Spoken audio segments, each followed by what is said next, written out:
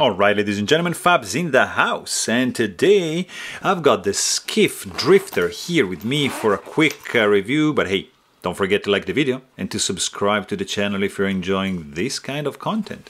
Yes, because here we've got the Skiff Knives Drifter, which is 7.6 overall inches in length with a 3.2 inch long blade, 3.3, 3.4, 3.2 cutting edge and 4.5 inch long handle of a knife. It's gorgeous, fantastic, it's splendid, I don't know, fabulous, superb, gorgeous, awesome.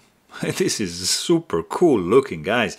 It is a titanium frame lock with ridiculously good milling lines, fantastically done pivot collar. Look at the crazy wizardry going on for the anodization on the clip, on the collar and on these screws and on the back spacer. It's just nuts. It just exudes quality. This is the Skiff Knives Drifter. Great knife made in the US of A. It's gonna be around $900. Titanium frame lock, fantastically done. Milling is ridiculously superb. It has a Wharncliffe blade with a dual tone finish, satin, swedge and main bevel, and mirror polish flats and spine. Beautiful finger choil, straight edge, fantastic action. Of course, is running on Skiff bearings.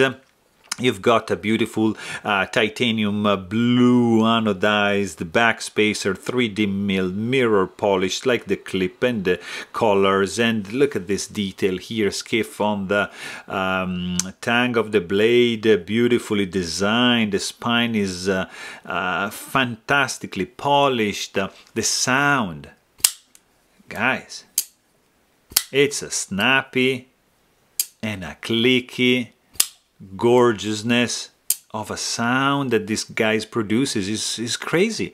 This is gonna weigh in at 4.4 ounces in the pocket, and it's gonna feel like you have some sort of pocket jewelry in the hand. It's shiny, it's looking good. The sound is great. Ergos are fantastic. Zero hotspot action, superbly smooth, looks good. Lately I've become a sucker for Wharncliffe blades. I mean, it's that good, guys. But hey, if you want to know more, please check out my full-length review. And don't forget to subscribe. Thanks for watching. Stay tuned.